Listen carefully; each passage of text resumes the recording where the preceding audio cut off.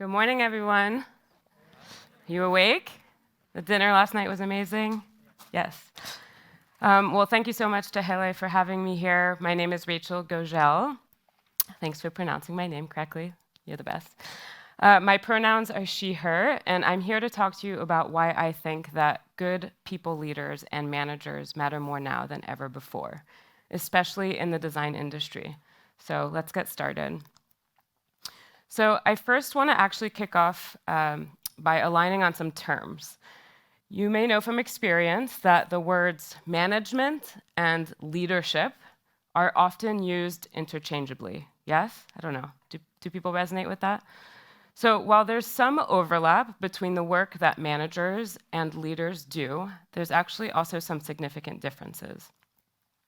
And I'm not here to go deep on these nuances necessarily, but I did want to kick us off with some clear kind of definitions, since I'll be using those terms throughout my talk.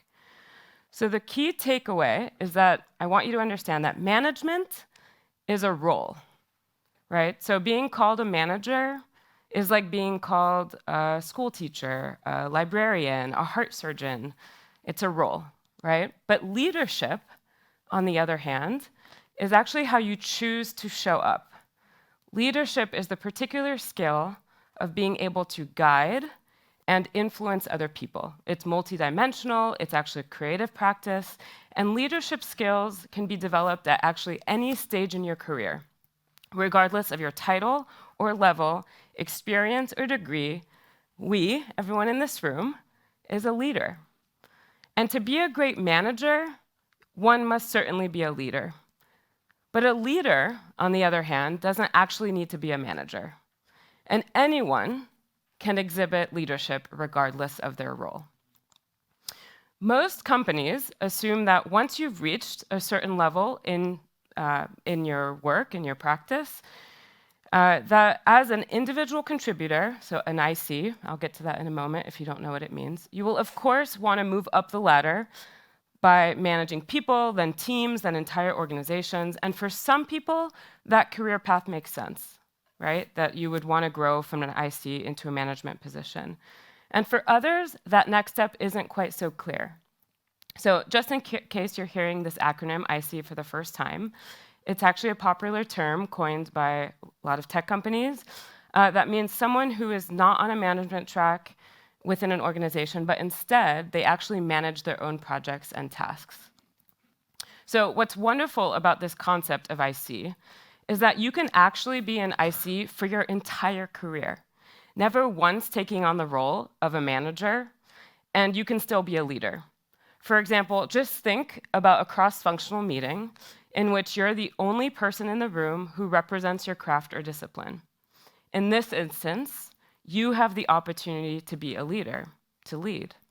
You actually don't need a whole team of direct reports to show up as a lead.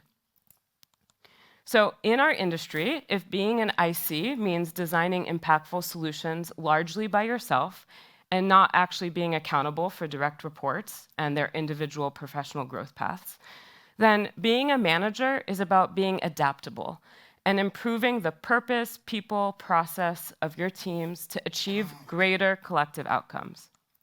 So remember, leadership is a quality rather than a job, and we are all leaders and followers at different points in our lives.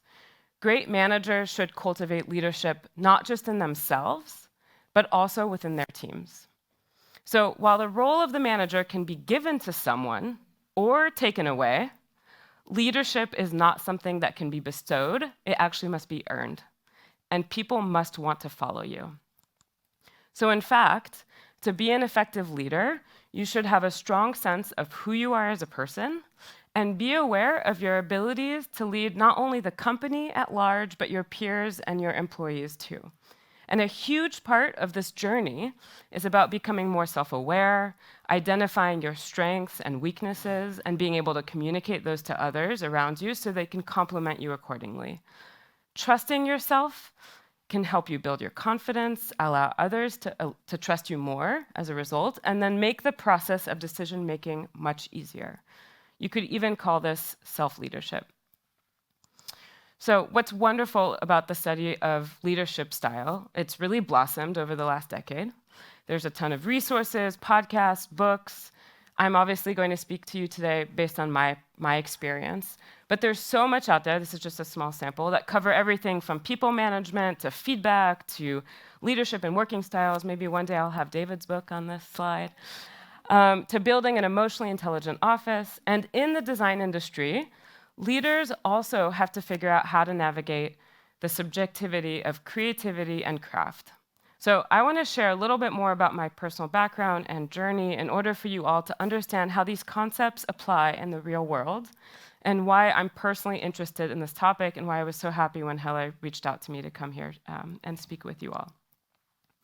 So I'm a Paris-born, San Francisco-based creative director and designer whose career has followed the rise and dominance of an entire digital design era, from building mobile commerce apps for the first generation of the iPhone, to navigating how to advertise on the iPad, to optimizing content for mobile devices, and everything in between. So over the last 15 years, I've gained experience both in-house and agency side, from building multidisciplinary teams at the New York Times, GQ, and Meta, all the way to launching story-driven experiences at Airbnb and Departures magazine. Here's just a small sample of projects I've been involved with. And in October 2020, I decided to leave my full-time job at Godfrey Dadditch Partners, which is a design studio headquartered in the Bay Area, to actually become my own boss. And like many creative leaders during this time, I've been on a journey to understand how to manage teams remotely, but now with the added challenge of also being an independent contractor. Now running my own small consultancy practice, I'm proud to say that I've joined the small percentage, but 0.1% of creative studios founded by women. I wish that percentage were higher. A percentage that I'm committed to changing. And in my experience, most contractors actually rarely get to be in design leadership positions, especially at a part-time capacity. But I've been able to figure out how to keep doing what I love without being full-time. I've been able to lead and build teams in a very embedded way and oversee work. So to give you a sense of my personal people management experience, since I'm going to be speaking to that today, I was about 22 or 23 when I got my first job at GQ magazine, after having been an IC for the early part of my career. And I was classically trained in graphic design. I came in, but then early in my career, I was suddenly put on a management track after very shortly being in an IC role as an associate art director overseeing the magazine's marketing art department. I was hired to lead a team of people who were older than me and work under a pretty known creative director at the time. Now, what happened? On my first day, my boss told me that he put in his 2 weeks' notice. Yeah, that's how I felt too. Obviously, I was really nervous. I was 22, right? I didn't really know what I was doing, but I was going to just figure it out. I took it as an opportunity. I was excited for the challenge. And I just had to kind of keep doing it. I figured it out for myself, especially since I had just left a toxic environment. So my role before that, where I was an IC, I had a boss who was kind of intense and didn't create a safe environment, which is part of the reason why I left. And she wasn't the best role model. So I realized pretty quickly how much I love this side of the job when I got the chance to do it myself. And you see, what I discovered is that there's no distinction, for me anyway, between leading people and directing the work. And my personal management philosophy relates to direct communication, leading compassionately, and advocating for optimism. So I want to position myself to teach, and more importantly, to learn from others. And my job as a creative leader has always been about finding the balance between inspiring teams to drive creative productivity and nurturing each talented soul's professional advancement. And that stuck with me for many jobs after that GQ first kind of management experience. Like when I built out the creative infrastructure for the New York Times in-house branded content team called T-Brand as its founding creative director. Here's a photo of the team kind of growing in the years that I was there. Now, fast forward 7 years since leaving the New York Times, and I moved to California to work in tech. I was at Meta for a little while, then a design studio, as I mentioned. And I find myself suddenly committed to building teams that build brands, with a focus on creative culture, design, and technology. And that passion definitely transpires when I'm working with my clients and when I'm teaching at the California College of the Arts in San Francisco. So finally, as a queer design leader, I'm also come to care really deeply about using my voice and privilege to help create more inclusive communities, especially for all self-identifying women and non-binary designers. For example, as a board member of AIGA San Francisco, I also lead their program called Women in Leadership and Design as their chair. So I wanted to share a little bit about my background. Hopefully you can see why I find myself exploring this inevitable next wave of design leadership, since I'm kind of living it in real time.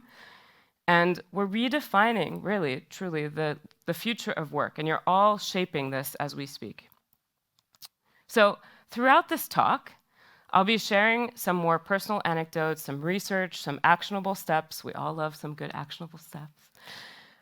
So that you all, everyone in this room, potential people managers and design leaders of tomorrow, can act boldly to reimagine an employee experience that's more purposeful, more mobile, and more individualized, and prepare you not just for 2023's new normal, but actually for the year 2030. Because I believe that a lot of companies will be increasingly more decentralized, the majority of the workforce will be self-employed, and the project-based economy will be prevalent. So now, before moving forward, I actually wanted to get a sense of who's in the room. I'm just going to ask you to raise your hand based on a few prompts. So who's interested in people management who maybe has never managed before? Great, thank you. Who here has experience with hiring and/or managing teams? Okay, a good portion of you. Who wants to learn how to be a more effective leader? Great. And finally, last but not least, a very important question. Who has left a job because of their manager? Thank you for being vulnerable.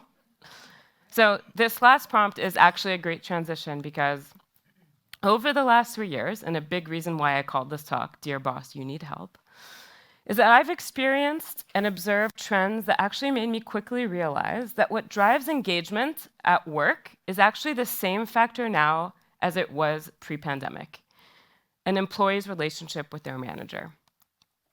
That said, not only are managers an employee's primary touchpoint to their organization, especially in a hybrid setting, but they're also actively responsible for improving team connection and helping employees feel that they're part of and valuable to the company.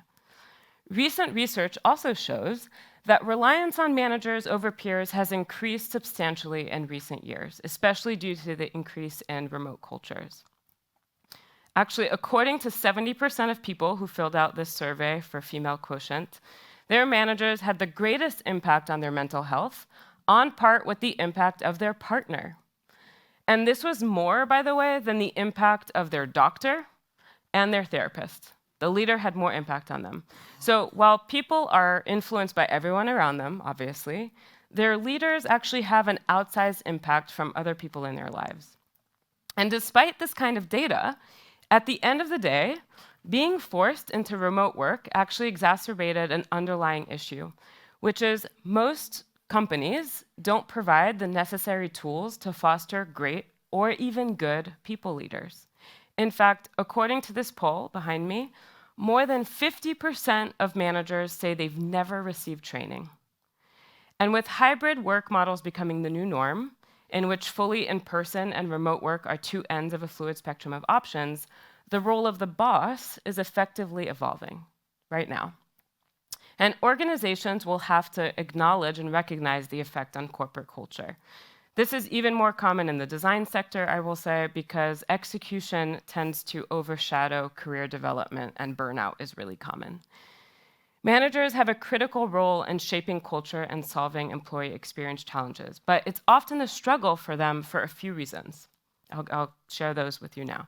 So either people managers have had bad role models, for most of their careers, for example, So they don't have a sense of what a good people manager looks like because they've been working under that kind of a leader for a long time. So they just emulate that behavior. Or people managers don't feel prepared, which could be because they were actually promoted into a managerial position prematurely for just being good at their jobs.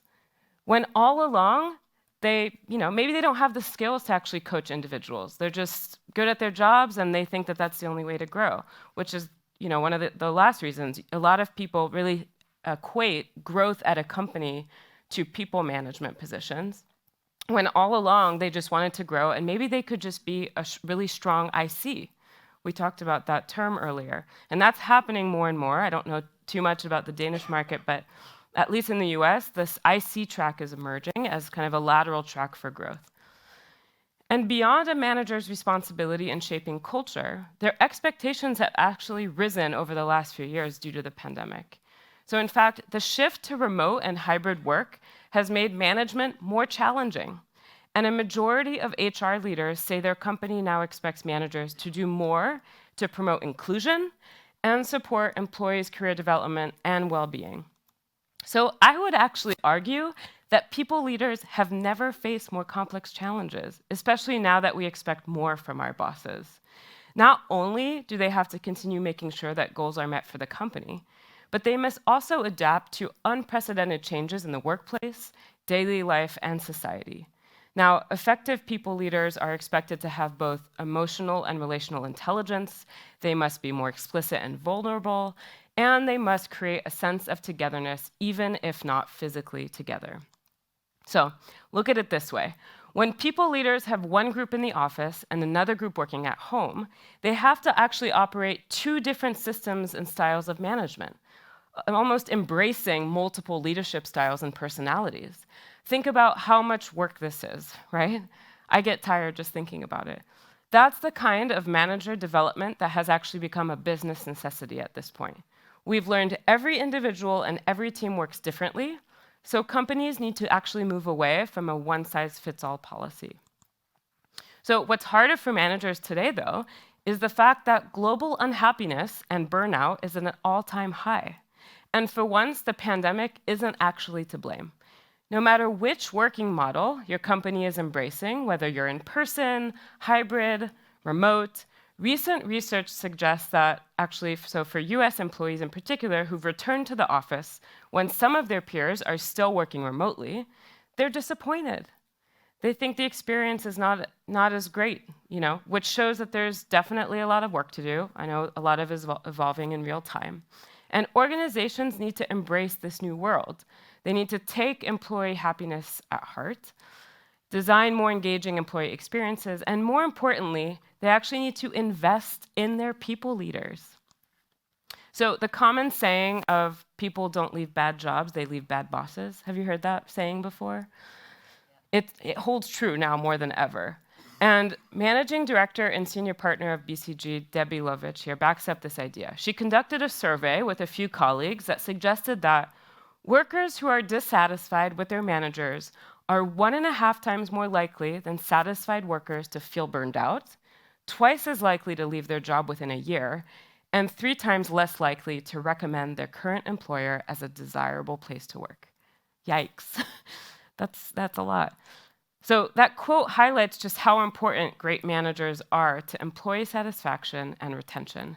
And what's great is that I am noticing more articles on this lately, such as what's behind me, calling out that investing in great managers is probably the most effective strategy for companies to retain talent.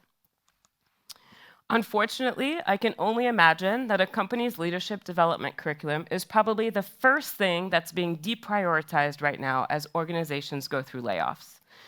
If you're working full-time right now, you probably know that 2023's job market is tight, at least it is in the US, and tech companies have already laid off more than 150,000 workers already this year, according to this website, Layoffs FYI. And this screenshot is now already outdated. I checked it this morning, and it's higher than this number. Ironically, more and more employees are turning to their direct supervisors for direction and support during this kind of heightened turbulence. But if managers are undertrained and overworked, how can you expect people leaders to show up for their teams during these times? And while some jobs have been lost and many others created, a lot has changed, resulting in what organizational psychologist and educator Anthony Klotz coined as the Great Resignation. Does that term resonate? Have you heard about the term? Okay. A term that started to emerge about 2 years ago. Quitting actually started to become a new national pastime in the United States last year. However, you'll notice from this graph behind me that there are now fewer people voluntarily leaving their jobs, which I assume is due to the volatile job market, skyrocketing mental health challenges, a looming recession, and well, the list goes on, but general uncertainty. And what's worth noting is that until earlier this year, actually, on average in the US, 4 million Americans were quitting their jobs every month since mid-2021, with many of them departing to find work that have better pay, better benefits, more flexible schedules, more fulfillment. I've also heard that in the UK, many people are exiting the workforce to care for relatives. Some are completely leaving the 9-to-5 model behind. They're becoming self-employed, like me, or they're embracing a 4-day work week. Whatever it is, things are changing.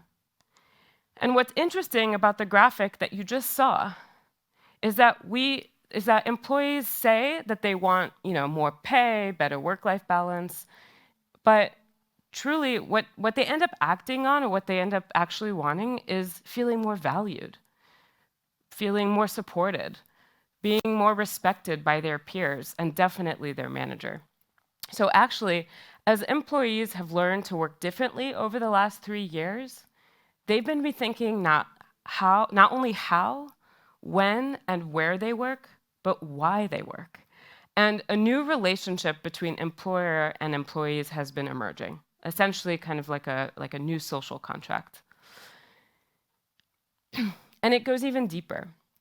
Sending everyone home to work was actually a catalyst for people to re-examine their relationship with work, resulting in deep structural changes to employee expectations. In the US, the tolerance for dealing with jerky bosses has actually decreased over the last 2 years. Whether that's the scrutiny of workplace behavior coming after several years of high-profile conversation about appropriate office conduct, or there was the Me Too movement, which propelled dozens of executives to step down after accusations of sexual assault, or the Black Lives Matter movement that prompted corporate leaders to issue apologies to the lack of racial diversity in their workforces and to pledge to make amends.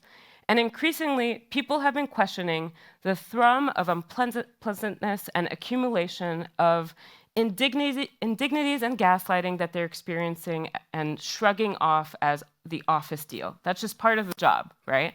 That I get treated a certain way. But some are saying now more than ever, no more working for jerks. So whatever the change, more workers are starting to feel more empowered to call out their managers. There was actually this great story, which is what inspired the title to my talk, Dear Boss, where they were anonymously asking people to write a note to, if you were to fill in the blank, Dear Boss, fill in the blank, what would you say? And it kind of went viral. So maybe this time should actually be called, instead of the Great Resignation, maybe it's the Great Reflection, which is to say there's something deeper happening right now, right? A collective redefinition of success. And while workers are finding themselves, companies need to adjust to this new reality. CEOs need to be asking themselves whether they're creating an environment that helps them compete for talent.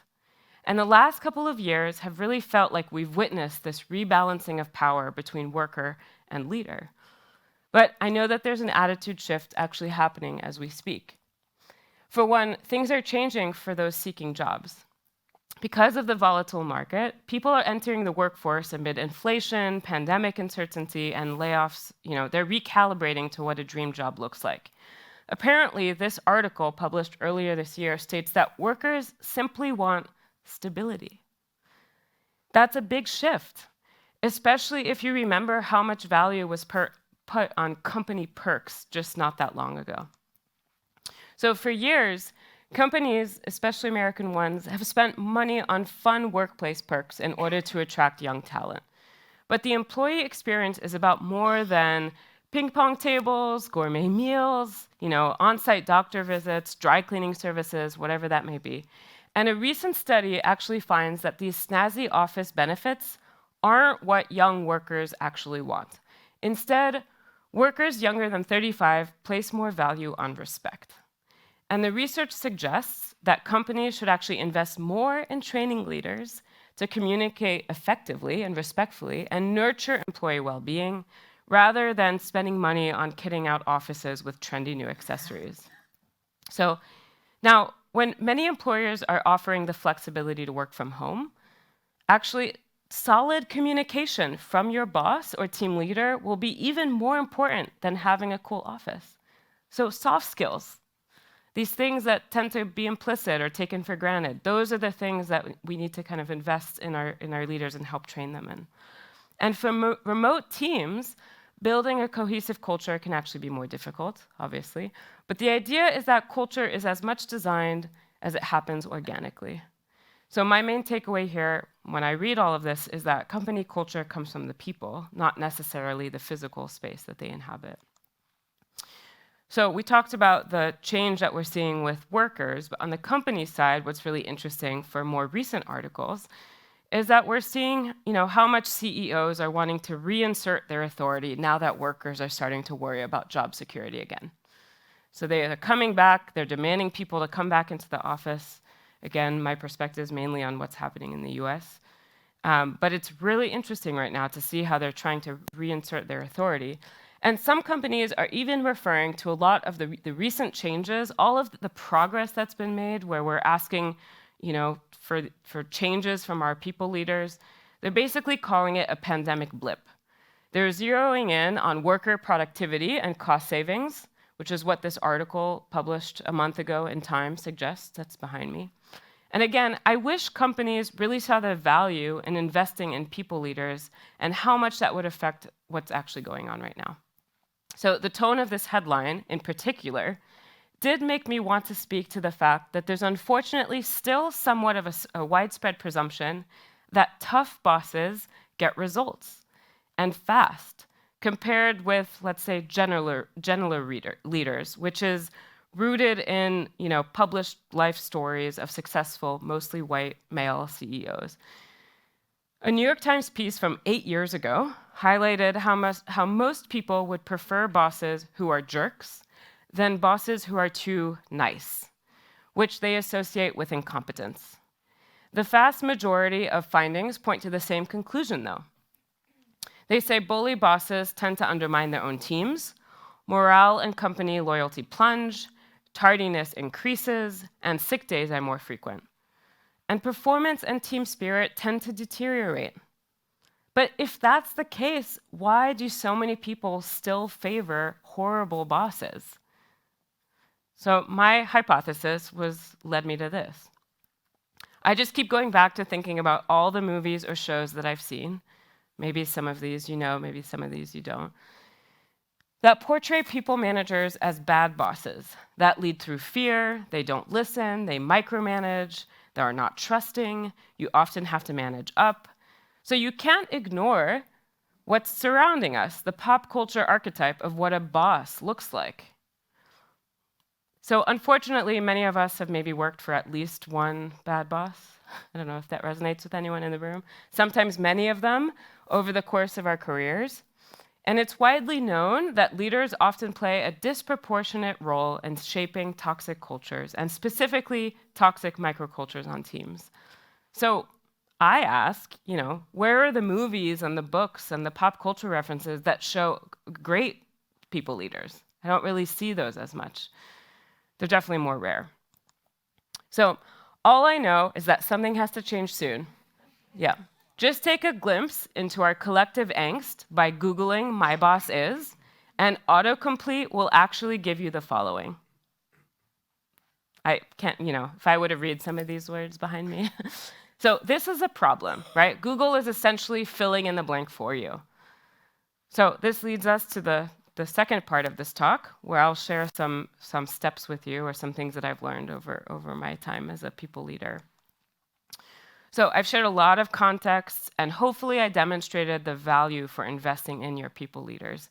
now more than ever. It's a very rich space right now. I feel like it's always been important, but it's even more important based on what's happening in the job market. So I want to leave those of you leading teams or interested in leading teams today with 8 actionable steps that I believe can make you a better manager for your teams.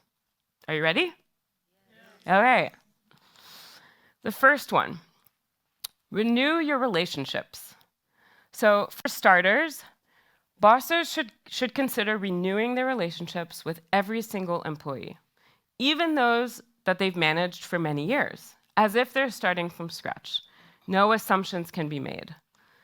It's actually best to think about them as fresh hires, asking them how it feels to be back, what they look forward to accomplishing in the months or years ahead, and how they hope to combine home and office time. The point is that a manager needs to understand the unique circumstances of each employee and continue having dedicated one-on-one time with them. So try to offer as much flexibility as possible. Now, we have to remind ourselves that the employees who return to the office after 3 years of remote work, for example, they're not the same as they were. They're not the same as their bosses remember. They've spent years adjusting to a radically different rhythm of working, or both in terms of work and their personal lives, actually. They've shifted their working hours. They've learned to manage their own tasks without as much oversight. And in fact, there was this piece in Fast Company around this time last year suggesting that more workers actually feel like they don't need managers anymore. I polled my own network when I saw this, asking to see if they agreed with this statement. And what my network shared was that they felt like having a manager, assuming that they're actually a good and effective leader, was still worth it. So I just keep coming back to the idea that what we need from our managers and leaders has changed, but how we select and train them hasn't. And that's what companies need to address. Also, as you renew your relationships, it's worth quickly looking at what your team structure looks like too. Based on academic studies that have researched this topic, the optimum number of direct reports for any manager should be the lucky number 7, plus or minus a few, perhaps. But if you have more than 7 reports, it may be worth changing some reporting lines so that you can show up better for your team and actually make time for those relationships that I'm talking about. All right, number 2, coach more than manage. So today, effective leaders know how to speak from the heart, setting the tone for the entire organization by talking openly about their personal lives and their passions. There's newfound emotional transparency and passionate curiosity. And it's important for managers to acknowledge stress, listen to employees' anxieties and concerns, and empathize with their struggles. Kind of sounds like a therapist, right? Basically, act like a coach and help employees set their priorities, remove roadblocks, and ask questions to help employees find solutions. So as long as you invite ongoing career development check-ins and you build a supportive team culture, the ultimate goal is to continue building on the closeness that you cultivated during the peak pandemic years. So this may sound shocking to some work cultures outside of the US, but I do think that it's on the individual companies to help their people leaders develop the skills they need to address their workers' evolved emotional needs. Luckily, we can also look to research to inform us that the world is moving at a brisk pace toward this more human-centered approach to leadership. To be clear, this is a pretty modern leadership philosophy still. So as design leaders, we need to actually think differently about how to mentor and coach our team members effectively as they return to the virtual or physical office, or a combination of the two. Be mindful of your communication style and your body language. Again, same whether you're in person or digital, body language is equally important. And most of all, embrace kindness in your tone. All right, number 3. Model behaviors you want to see. So great managers prioritize their people's well-being and should model the behavior that we want to see for the employees. So whether that's taking lunch, which may sound funny to some of you, but some people don't take lunch, or stretch breaks, or they using their vacation days, prioritizing their mental health, and reinforcing organizational values. So I think that most of Europe takes all of their vacation days, but in the US, they barely use them. The improved work-life integration has enabled many of us to be more engaged in both work and family life, rather than having to choose between one or the other. And let's not forget about the intimacy afforded by being beamed into the homes of colleagues, resulting in some of the deepest working relationships of our careers, at least for me anyway. And this period of time has taught me, and continues to teach me, many things about resilience, leading by example, and quickly adapting to overcome new challenges. So being more comfortable with ambiguity, being more flexible, etc. All right, number 4, establish team agreements. A manager can create a set of agreements to make clear the ways they'd like to collaborate as a team in a hybrid world. So teams can establish, let's say, meeting-free days, or they plan monthly in-person meetings. You should create time for your team, to celebrate, for banter, for release. And if you encourage more visible and proactive updates through Slack or whatever platform that you use, you can stay closer to each individual and heighten visibility and transparency across your teams, furthering empathy and encouragement. So, assuming you will get to work with people from different cultures or time zones, it's a manager's job to improve cross-cultural empathy and business interactions. It's also increasingly more important to identify each and everyone's superpower and shadow side at work, and you pair those working duos together, or the buddies, for example, to unlock new kinds of productivity. Even though employees may feel more productive when they work from home, and yes, I've seen some articles that push that narrative, we may just be working more, but not necessarily more efficiently. So our job as a people manager is to help our team perhaps set better boundaries. In fact, we as leaders should pose a question maybe too rarely asked of workplaces, which is, what is worthy of our collective time? And in this context, we all need to rethink how fulfillment and purpose can be cultivated and sustained in an increasingly contract-based economy. The idea isn't that work, isn't something people come to the office for, it's something that they do. And the good news is that collaboration and creativity are not weakened by distance, they're merely altered. And the conditions that make them possible remain the same. Conditions such as, psychological safety, trust, and the open exchange of diverse ideas, perspectives, all of those conditions are helpful for successful collaboration. Number 5, encourage autonomy and innovation. Employees like their new autonomy. They've tasted freedom, right? And they won't give it up. So recognizing that different employees have different needs has always been the most important and the hardest part of being a people manager. That will never be more true than right now and the years ahead. And employees are emerging from the pandemic as changed people, as I've commented, but in different ways. And the best managers they don't just end up recognizing that, they end up benefiting from it. We want to rethink the 9-to-5 guardrail and encourage employees to figure out when they want to do their best work, and then trust them to set their own boundaries. And while encouraging autonomy, managers will want to foster creativity remotely and encourage innovation too. So, for example, without the typical tangible surroundings of a design team space, maybe this will require thoughtful planning and ideation.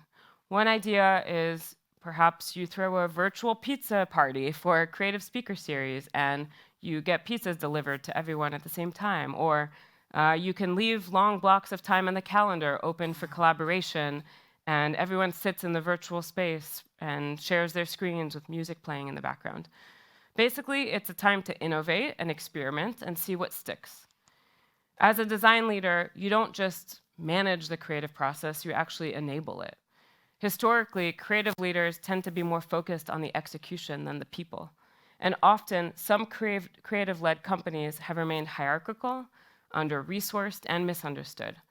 There's still a lot of agencies that care more about winning awards than their people, and so it's often at the detriment of burnout of their talent. And my hope is that design leaders can create environments in which people could feel safe to experiment and come up with their own self-initiated projects. All right, number 6, we're getting there. Facilitating intentional gatherings. So meetings were broken even before the pandemic, to be clear.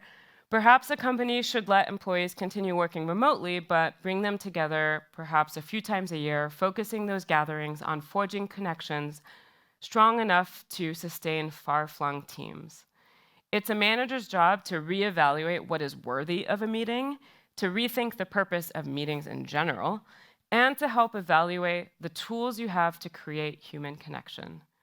You can effectively help ensure that remote and in-person meeting attendees feel equally empowered to participate. It's up to you.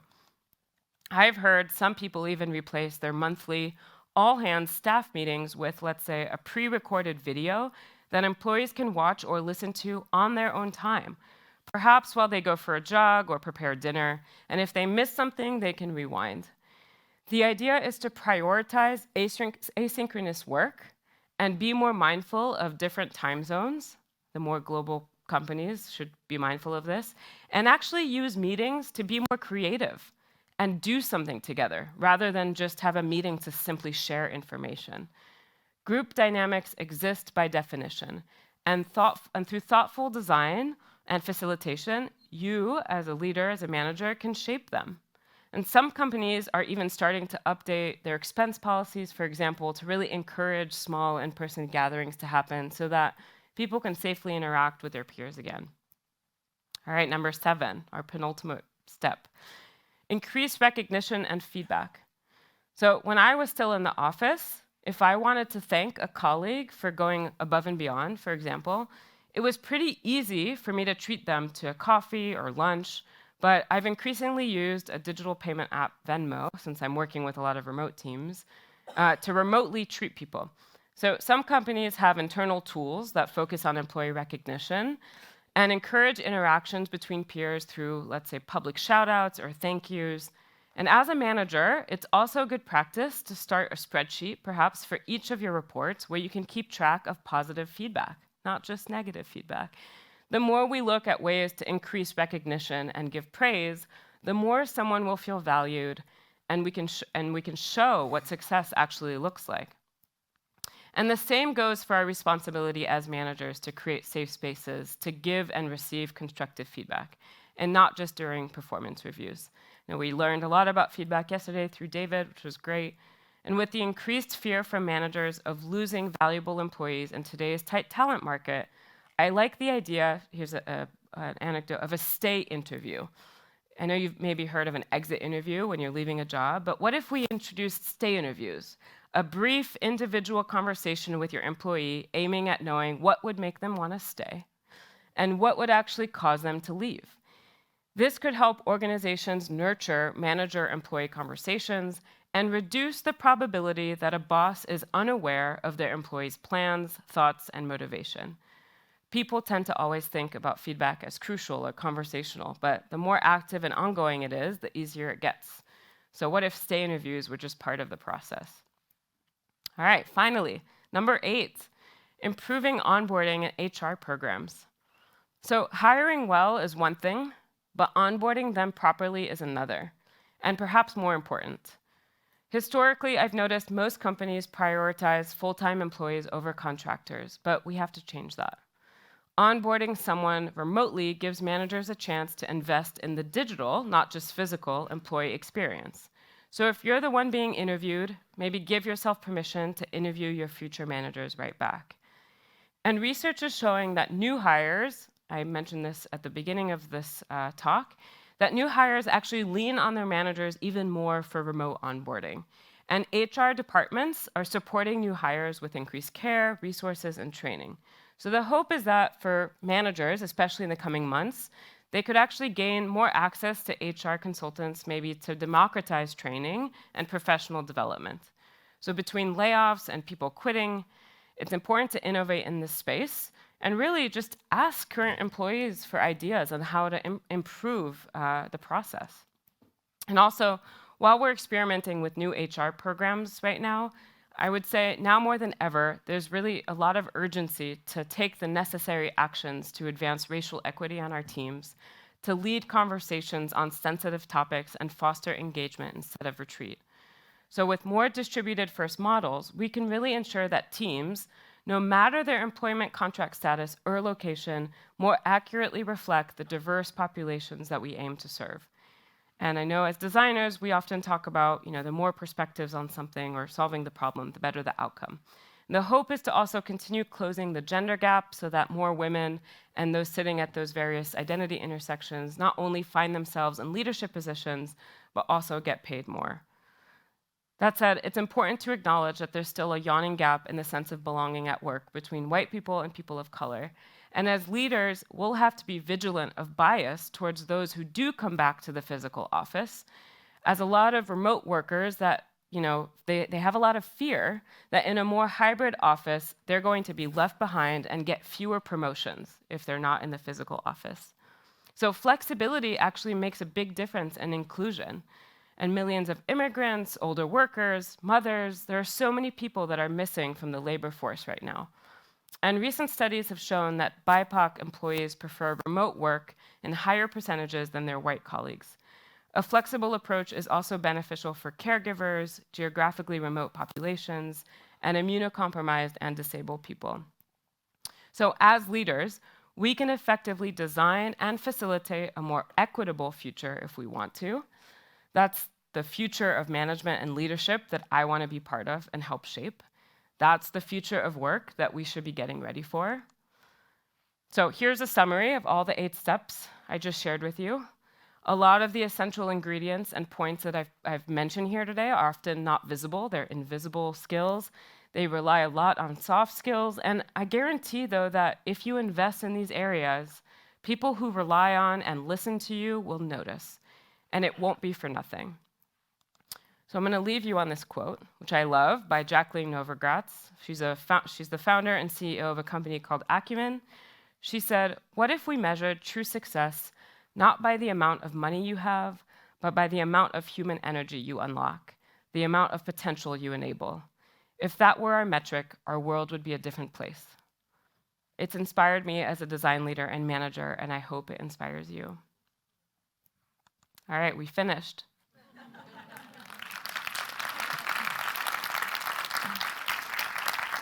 Amazing. Thank you. I love the idea of the stay